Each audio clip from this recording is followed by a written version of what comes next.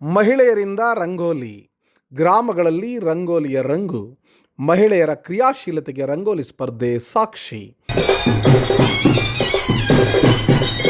ಬೆಂಗಳೂರು ಹೊರವಲಯ ನೆಲಮಂಗಲ ತಾಲೂಕಿನಲ್ಲಿ ನೆಲಮಂಗಲ ಉತ್ಸವ ಪ್ರಯುಕ್ತ ಶ್ರೀನಿವಾಸಪುರ ಗ್ರಾಮ ಪಂಚಾಯಿತಿಯ ಯಲಚಗೆರೆ ಕಾಲೋನಿ, ಯಲಚಗೆರೆ, ತೊರೆಪಾಳ್ಯ, ಹಾಜಿಪಾಳ್ಯ, ಕೆಂಚನಹಳ್ಳಿ, ಭೈರಸಂದ್ರ, ಮದಲಕೋಟೆ, ಹೊಸಪಾಳ್ಯ, ಜೋಗಿಪಾಳ್ಯ, ಹನುಮಂತೇಗೌಡನ ಪಾಳ್ಯ, ಶ್ರೀನಿವಾಸಪುರ, ಮರಸರಹಳ್ಳಿ ಹಾಗೂ ಶ್ರೀನಿವಾಸಪುರ ಕಾಲೋನಿಯಲ್ಲಿ ಮಹಿಳೆಯರಿಗೆ ರಂಗೋಲಿ ಸ್ಪರ್ಧೆಯನ್ನು ಆಯೋಜನೆ ಮಾಡಲಾಗಿತ್ತು.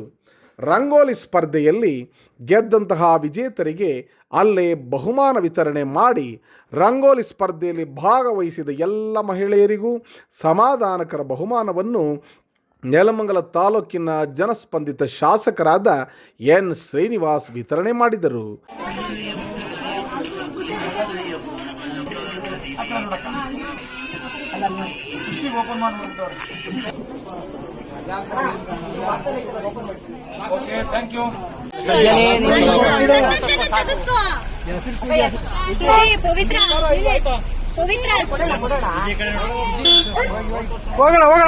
ನಂತರ ಶ್ರೀನಿವಾಸಪುರ ಗ್ರಾಮ ಪಂಚಾಯಿತಿಯ ಮಾಜಿ ಅಧ್ಯಕ್ಷರಾದ ಯಲಚಗೆರೆ ಹನುಮಂತರಾಜು, ಸವಿತಾ ವೆಂಕಟೇಶ್, ಶಾಸಕ ಎನ್ ಶ್ರೀನಿವಾಸರವರಿಗೆ ಹಾರ ತುರಾಯಿ ಹಾಕಿ ಸನ್ಮಾನಿಸಿದರು.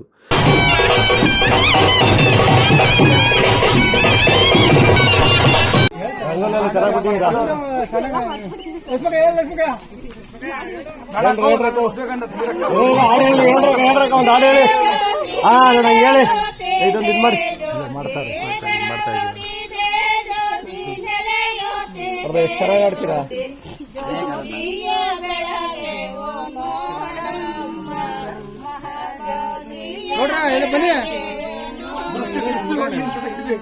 ನಂತರ ಮಾಧ್ಯಮದ ಜೊತೆ ಮಾತನಾಡಿದ ಶ್ರೀನಿವಾಸಪುರ ಗ್ರಾಮ ಪಂಚಾಯಿತಿ ಮಾಜಿ ಅಧ್ಯಕ್ಷ ಯಲಚಗೆರೆ ಹನುಮಂತರಾಜು, ಮುಂಜಾನೆ ರಂಗೋಲಿ ಬಿಡಿಸುತ್ತಾರೆ. ಇತ್ತೀಚಿನ ಕಾಲದಲ್ಲಿ ರಂಗೋಲಿ ಬಿಡಿಸುವವರ ಸಂಖ್ಯೆ ಕಡಿಮೆಯಾಗುತ್ತಿದೆ. ಶಾಸಕರು ರಂಗೋಲಿ ಸ್ಪರ್ಧೆ ಮಾಡುವ ಮೂಲಕ ಗ್ರಾಮದಲ್ಲಿ ಮಹಿಳೆಯರು, ಹೆಣ್ಣು ಮಕ್ಕಳು ರಂಗೋಲಿಯ ಬಗ್ಗೆ ಗ್ರಾಮದಲ್ಲಿ ಹೆಚ್ಚು ಆಸಕ್ತಿ ವಹಿಸುವಂತೆ ಮಾಡಿದ್ದಾರೆ. ಬಹಳಷ್ಟು ಅದ್ಭುತವಾಗಿ ರಂಗೋಲಿ ಬಿಡಿಸಿರುವುದು ನೋಡಿ ಸಂತೋಷವಾಯಿತು ಎಂದರು. ಇದರ ಎಲ್ಲ ಶ್ರೇಯಸ್ಸು ಶಾಸಕ ಎನ್ ಶ್ರೀನಿವಾಸ್ ಅವರಿಗೆ ಸಲ್ಲುತ್ತದೆ ಎಂದು ಸಂತಸ ವ್ಯಕ್ತಪಡಿಸಿದರು. ಅಭಿವೃದ್ಧಿ ಯೋಜನೆಗಳನ್ನ ಮಾಡತಕ್ಕಂಥದ್ದು ಅಷ್ಟಕ್ಕೆ ನಾನು ಸೀಮಿತ ಆಗಬಾರ್ದು. ಅದರ ಮುಂದುವರೆದು ಈ ಕ್ಷೇತ್ರದ ಜನತೆ ನನಗೆ ಆಶೀರ್ವಾದ ಮಾಡಿ ವಿಧಾನಸೌಧಕ್ಕೆ ಒಳಗಡೆ ಕಳಿಸಿದ್ದಾರೆ, ಶಾಸಕನಾಗಿ ಮಾಡಿದ್ದಾರೆ.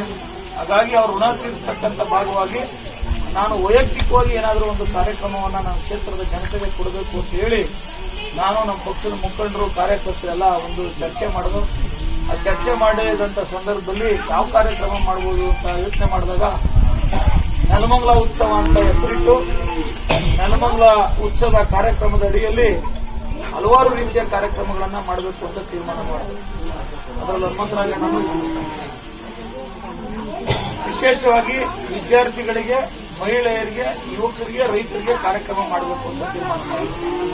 ಅದರಲ್ಲಿ ತಮಗೆಲ್ಲ ಗೊತ್ತು, ವಿದ್ಯಾರ್ಥಿಗಳಿಗೆ 75%ಗಿಂತ ಹೆಚ್ಚು ಅಂಕಗಳನ್ನು ಪಡೆದಂತಹ ವಿದ್ಯಾರ್ಥಿನಿಯರಿಗೆ ಸುಮಾರು ನೆಲಮಂಗಲ ವಿಧಾನಸಭಾ ಕ್ಷೇತ್ರ ವ್ಯಾಪ್ತಿಗೆ ಒಳಪಡತಕ್ಕಂಥ 4,500 ವಿದ್ಯಾರ್ಥಿಗಳಿಗೆ ನೆಲಮಂಗಲದ ಇತಿಹಾಸದಲ್ಲಿ ಯಾವುದೇ ಶಾಸಕರು ಒಬ್ಬ ವಿದ್ಯಾರ್ಥಿಗಳನ್ನ ಗುರುತಿಸಿರಲಿಲ್ಲ.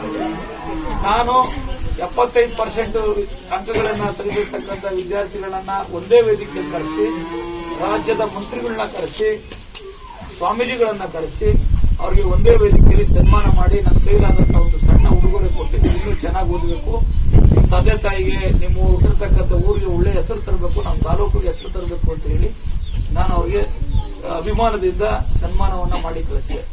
ಅದಾದ ನಂತರ ಮಹಿಳೆಯರಿಗೆ ಒಂದು ಕಾರ್ಯಕ್ರಮ ಮಾಡಬೇಕು ಅಂತ ನಾವು ಚರ್ಚೆ ಮಾಡಿದ್ವು, ನಮ್ಮ ಕಾರ್ಯಕರ್ತರು, ಮುಖಂಡರು ಎಲ್ಲ. ಅದಕ್ಕೆ ಯಾವ ಕಾರ್ಯಕ್ರಮ ಮಾಡೋದು ಸೂಕ್ತ ಅಂತ ಚರ್ಚೆ ಮಾಡಿದಾಗ ರಂಗೋಲಿ ಮಾಡತಕ್ಕಂಥ ಸೂಕ್ತ ಅಂತ ತೀರ್ಮಾನ ಆಯಿತು. ರಂಗೋಲಿನೇ ಯಾಕೆ ಆಯ್ಕೆ ಮಾಡಿಕೊಂಡು ಅಂತಂದ್ರೆ ನಮ್ಮ ಹಿಂದೂ ಧರ್ಮದ ಒಂದು ಪವಿತ್ರವಾಗಿರ್ತಕ್ಕಂಥ ಭಕ್ತಿ ಪ್ರಧಾನವಾಗಿರ್ತಕ್ಕಂಥ ಒಂದು ಸಂಕೇತ ರಂಗೋಲಿ. ಆ ರಂಗೋಲಿಯನ್ನ ವಿಶೇಷವಾಗಿ ಮಹಿಳೆಯರೇ ಬಿಡಿಸ್ತಕ್ಕಂಥದ್ದು.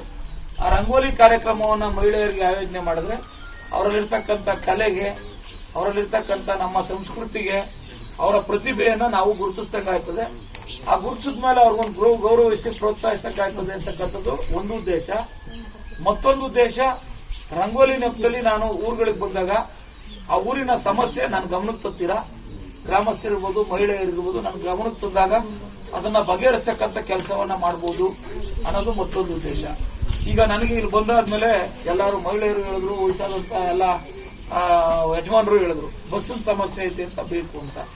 ನೋಡಿ, ಈಗ ಯಾವತ್ತು ನಿಮ್ಮೂರ ರೋಡ್ ಪೂಜೆ ಬಂದಿದೆಯಲ್ಲ, ಕಾಂಕ್ರೀಟ್ ಹಾಕಿರೋದು ನಾನೇ ಹಾಕ್ಸ್ಕೊಟ್ಟಿದ್ದು ಶಾಸಕನಾದ್ಮೇಲೆ 50 ಲಕ್ಷ ಆದ್ಮೇಲೆ.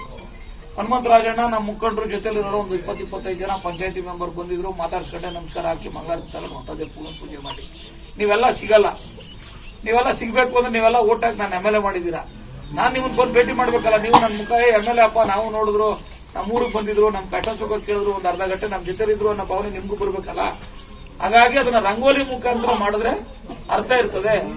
ಅವರು ರಂಗೋಲಿನೂ ಬಿಡಿಸ್ದಂಗ ಆಯ್ತದೆ, ನಾನು ನಿಮ್ಮನ್ನ ಭೇಟಿ ಮಾಡ್ದಂಗೂ ಆಯ್ತದೆ, ನಿಮ್ಮನ್ನ ಮಾತಾಡಿಸ್ದಂಗೂ ಆಯ್ತದೆ.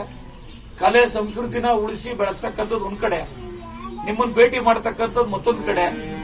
ಇನ್ನೊಂದು ವಿಶೇಷವಾಗಿ ನಿಮ್ಮೂರಿನ ಸಮಸ್ಯೆನ ನಾನು ಕೇಳ್ಕೊಂಡು ಅದನ್ನ ಬಗೆಹರಿಸೋದು ಮತ್ತೊಂದು ಕಡೆ. ಈ 3 ಅನುಕೂಲಗಳು ರಂಗೋಲಿಯಿಂದ ಆಯ್ತದೆ ಅಂತ ಹೇಳಿ ಕಾರ್ಯಕ್ರಮವನ್ನ ಮಾಡ್ತಾ ಇದ್ದೀವಿ. ಇದಕ್ಕೆ ತಮ್ಮ ಗ್ರಾಮದಲ್ಲಿ ತುಂಬಾ ಹೆಚ್ಚಿನ ಬೆಂಬಲ ಕೊಟ್ಟು ಎಲ್ಲ ಮಹಿಳೆಯರು ರಂಗೋಲಿಯನ್ನು ಬಿಡಿಸಿದ್ದೀರಾ. ನಿಮಗೆ ಅತ್ಯಂತ ತುಂಬುವುದಿದೆ.